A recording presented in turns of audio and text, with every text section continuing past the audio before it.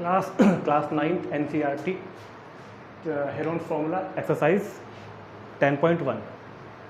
Exercise शुरू करने से पहले आप सभी को एक बार जो इस चैप्टर की मैंने इंट्रोडक्शन वीडियो बनाई हुई थी जिसमें सारे फॉर्मूले और बेसिक्स वगैरह समझाए थे, पहले वो वीडियो एक बार जरूर देख लें।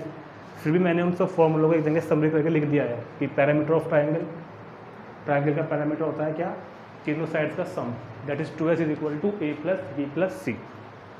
Half parameter s is equal to 2 upon में ले जाएंगे, या हाफ करना है इसको आधा करना है, a plus b plus c by 2। और area of triangle by Heron formula root s minus a s minus b s minus c। और एरिया फाइंड करने की जो यूनिट होगी, अगर क्वेश्चन सेंटीमीटर में है तो सेंटीमीटर स्क्वायर, और क्वेश्चन अगर मीटर में है तो मीटर स्क्वायर। तो एक्सरसाइज को करने से पहले एक बार जो इंट्रोडक्शन वाली वीडियो है जिसमें फॉर्मूले वगैरह बताए गए हैं वो वीडियो पर आप जरूर देखिए। अब पहले हम शुरू कर रहे हैं इसके एग्जाम्पल। 3 एग्जाम्पल हैं, एग्जाम्पल 1, एग्जाम्पल 2, एग्जाम्पल 3। तो एग्जाम्पल 1 NCERT बुक में find the area of a triangle, find the area of a triangle two sides of which are 8 centimetre and 11 centimetre and parameter is 32 centimetre. कि मतलब जो triangle है उसका जो दो side है, एक 8 सेंटीमीटर की है, एक 11 सेंटीमीटर की है, and parameter is 32 centimetre. Then find the area of triangle. ठीक, सो सॉल्यूशन।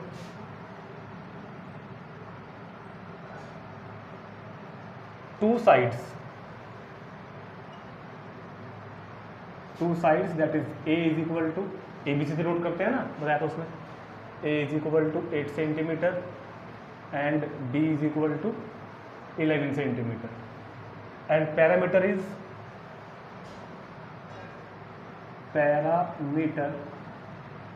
कितना, 2s इज इक्वल टू 32।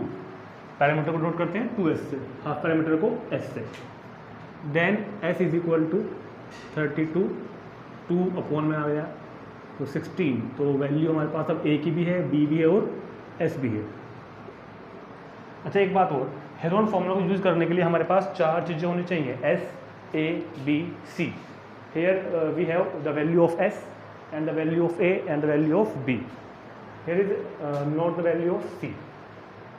ठीक है, तो पहले हमें वैल्यू c की वैल्यू पहले हमें फाइंड करनी पड़ेगी इसके लिए, क्योंकि हेरोन फॉर्मूला लगाने के लिए हमारे पास s a b c तीनों होने चाहिए। तो एक बार बताओ, जब क्योंकि पैरामीटर जो है वो कितना है 32। और पैरामीटर क्या होता है क्या बताया था, sum of all three side a plus b plus c is equal to 32 and value of a and b plus c is equal to 32। 11 और 8 19, तो c is equal to 32 minus 19, then c is equal to कितना हो गया ये 13। c is equal to 13 centimetre. अब हमारे पास value s and a b c तीन वैल्यू हमारे पास में है। So the area of triangle by Heron formula s minus a s minus b s minus c का square root, that is s is equal to 16 minus a, 16 minus b कितना है 11, और 16 minus c कितना है 13, ऊपर से square root. तो 16 into 16 minus 8 8, 16 minus 11 5, 16 minus 13 3। और अब इसको स्क्वायर रूट फाइंड करने के लिए क्या करेंगे, इसके पहले, अच्छा इसका तो होता है हमारे पास, फैक्टर कर लेते हैं इसके। 16 को लिख लेते हैं 2 इंटू 2 इंटू 2 इंटू 2 4 टाइम, ठीक है, एंड 8 2 इंटू 2 इंटू 2, और 5 और 3 तो पहले से ही प्राइम नंबर है, दैट इज 5 इंटू 3। और ये जो जानते हो ना कि जो पेयर बन जाएंगे इनके ऐसे, तो 2 इस पेयर से 2 बाहर आया, इस वाले पेयर से ये वाला 2, इस वाले पेयर से ये वाला 2, और स्क्वायर रूट के अंदर रह जाएगा 5 3 जा कितना 15 2 जा 30, तो दैट इज 2 2 जा 4 2 जा 8, तो 8 रूट 30। और क्वेश्चन किस में था, सेंटीमीटर में, तो यूनिट लिखना मत भूलना, 8 रूट 30 सेंटीमीटर स्क्वायर।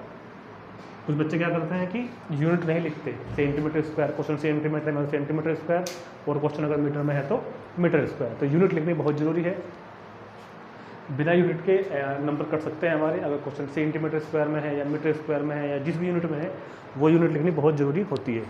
ठीक, तो पहले बस हमने उतार लीजिए इसको, पहले नोट डाउन करो।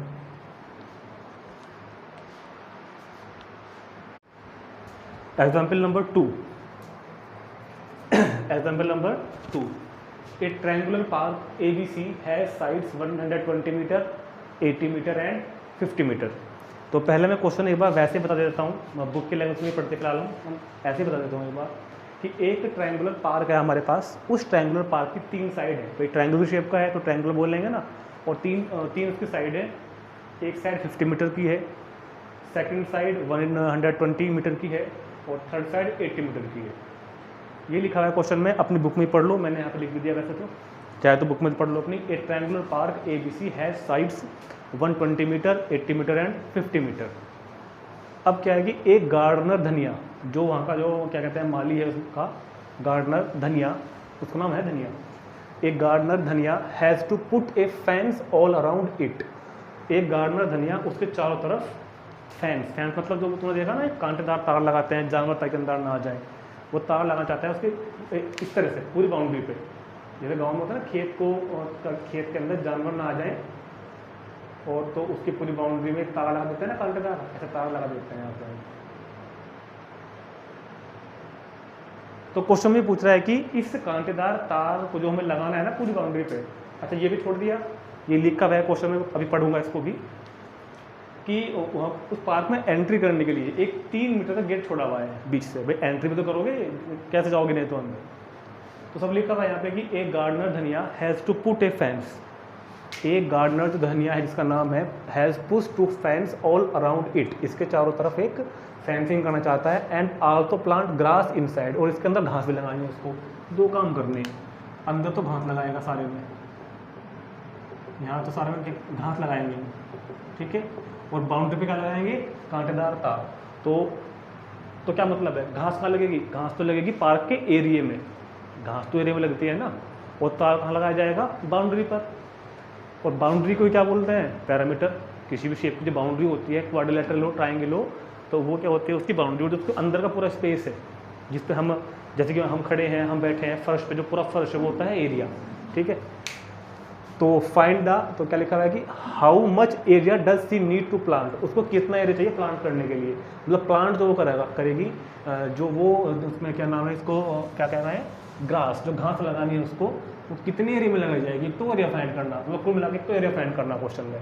और दूसरा, find the cost of fencing, इस तार को लगाने की कितनी कॉस्ट होगी, इफ विद बार्ब्ड वायर, जो कांटेदार तार है जिसका रेट है 20 rupees per metre, leaving a space 3 metre wide for a gate on one side, मतलब एक साइड में 3 मीटर का गेट छोड़ना है, 3 मीटर का गेट छोड़ते हुए पूरे पार्क पे यहाँ से लेकर ऐसे कवर करते हुए तार लगाना है। इस तार का जो रेट है मार्केट में वो 20 रुपये पर मीटर है, तो हम इसका रेट निकालना है। तो पहले हम क्या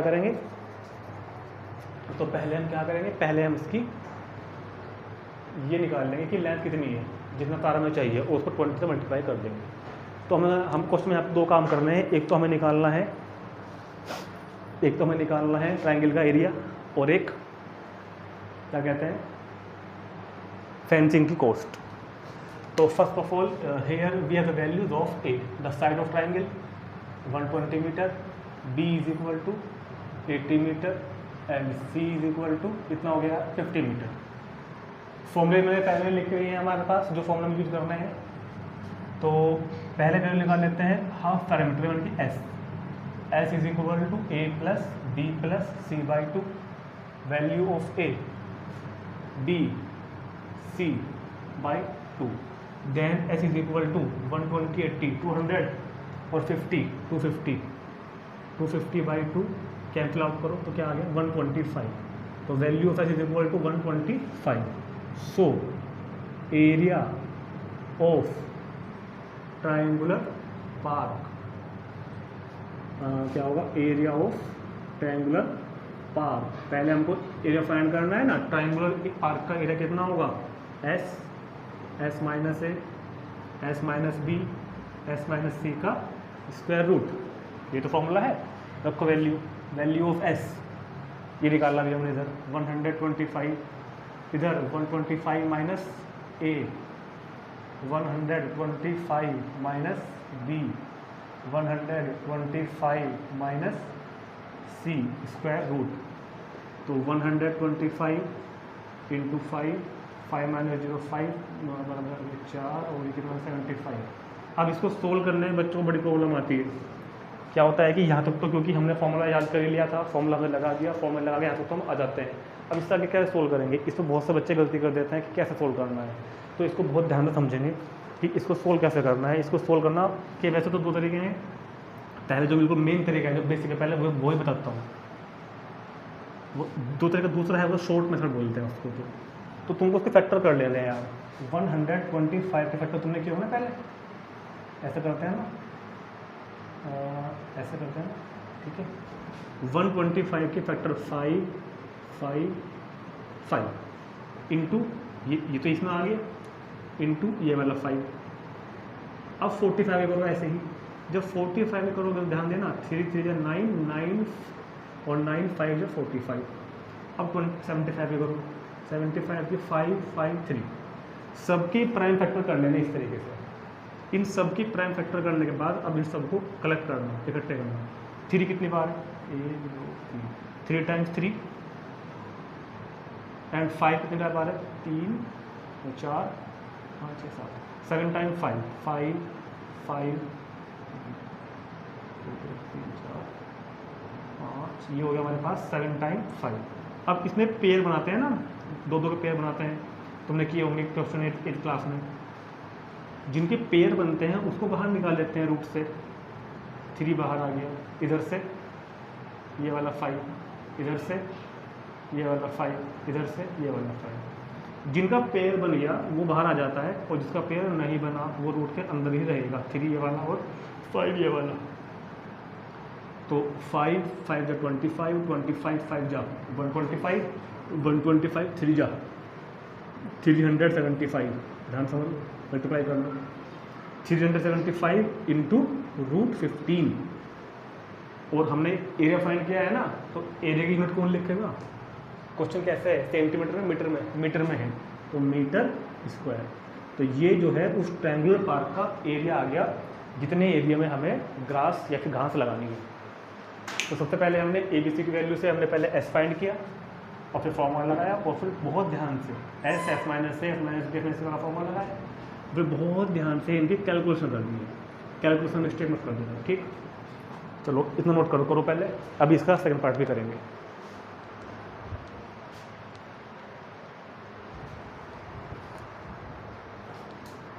ठीक है, अब देखते हैं सेकंड पार्ट। अब एरिया की हमको कोई जरूरत नहीं है, तो इतना हम यहाँ से रब कर रहे हैं। अब हमें निकालनी है इस तार को लगाने की, जो क्या है, कॉस्ट। तो ये हमारे पास ट्रायंगल की तीनों साइड हैं, 50 120 और 80। तो पैरामीटर ऑफ ट्रायंगल, तो पैरामीटर ऑफ ट्रायंगल क्या होगा, sum of all side A plus B plus C, A plus B plus C is equal to 250 metre. अब तार हमको 250 पे थोड़े लगाना भाई, ये भी तो कहा था कि 3 मीटर का गेट पे छोड़ना, अंदर कहाँ को जाओगे, दीवार को कूद जाओगे क्या अंदर, गेट पे छोड़ना एंट्री के लिए। तो यहाँ तो तार नहीं लगाने के ना।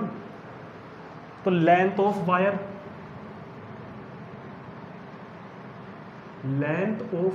कितनी हो जाएगी, 250 माइनस 3। तो पूरी पैरामीटर में से ये जो 250 आई, तो पूरी लेंथ आई नहीं चेंज होगी, इसमें से 3 मीटर गेट तो निकालना पड़ेगा। तो 247 मीटर इतनी वायर चाहिए। और अब इस वायर की कॉस्ट किस रेट से, ये लिखा हुआ 20 rupees per metre. So cost of wire, so क्या कहेंगे, कॉस्ट ऑफ वायर 247 को मल्टीप्लाई बाय 20 कर देना। वैसे तो करोगे हमें 247 मीटर लंबा तार लेना है और तार की कीमत है 20 रुपये पर मीटर। दुकान पे कहेगी 20 रुपये पर मीटर वाला तार दे दो और चाहिए कितना, इतना मल्टीप्लाई कर दो, 0 2 लग गया 1 कितना आ गया, इतने रुपये। तो ₹4940 इतना तार हमें इतना चाहिए और चाहिए इतने रुपये उसको खरीदने के लिए। ठीक है, तो ये आपका एग्जाम्पल नंबर 2 हो गया, समझ में आ गया होगा, बता लो इसको।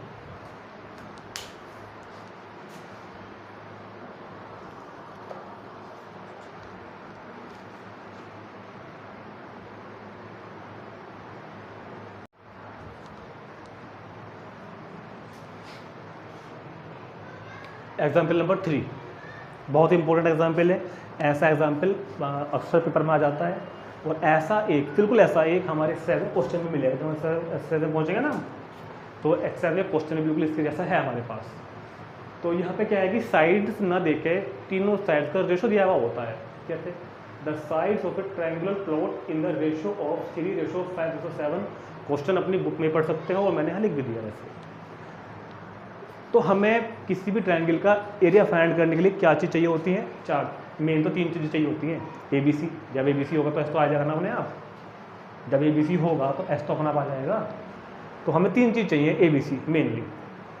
लेकिन यहाँ पे हमें दी नहीं है, मतलब क्लियर नहीं दी है, उनका रेशो दिया हुआ है। The sides of A triangular plot in the ratio of 3:5:7। तीनों साइड्स का जो रेशो है वो क्या है, 3:5:7 और the perimeter is 300 metre. Find the area. तो पहले तो हमें यहाँ पर साइड्स ही फाइंड करनी पड़ेंगी। ठीक है, पहले तो हमें यहाँ पर साइड ही फाइंड करनी पड़ेंगी। तो क्या लिखते हैं, given ratio of side, given ratio of sides is equal to 3:5:7। That is A:B:C। Sides ABC तो होती हैं। अब क्या करते हैं, जब भी कभी रेशो दिया हुआ होता है तो तुम जानते ही हो, क्वेश्चन किए हैं तुमने सारी क्लास में। Let side A is equal to 3x, B is equal to 5x and C is equal to 7x। अब क्योंकि जो पैरामीटर है क्वेश्चन में गिवन, पैरामीटर कितना है 300 मीटर। और पैरामीटर क्या होता है, पैरामीटर होता है सम ऑफ ऑल 3 साइड, तीनों साइड के सम को तो कहते हैं पैरामीटर।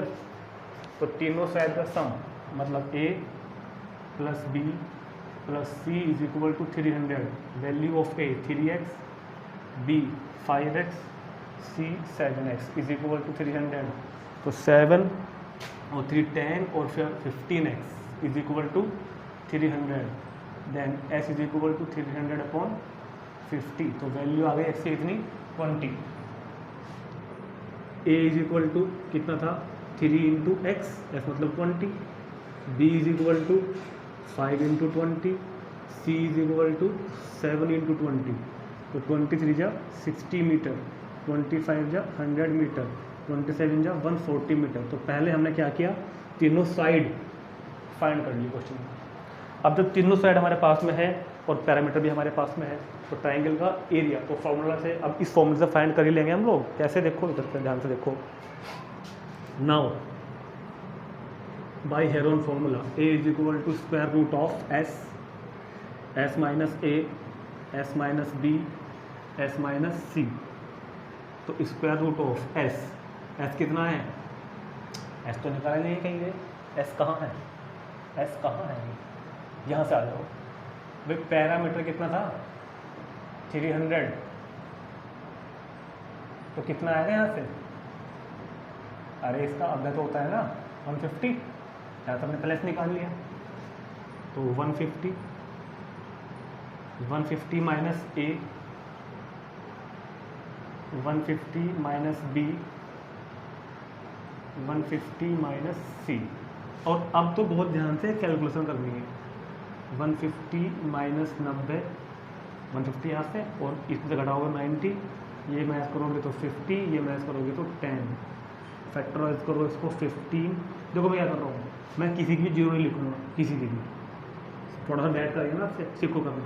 15 × 9 × 5, जीरो यहाँ पे नहीं लिखी, जीरो यहाँ पे नहीं लिखी, जीरो यहाँ पे नहीं लिखी, और 1 0 2 0 3 0 को इसमें इंक्लूड कर दिया, तो ये पूरा पूरा क्या बन गया 10,000। वो तरीका भी है जिससे पहले वाले में किया था, फैक्टर कर लो, लेकिन थोड़ा लेंथी पड़ता है।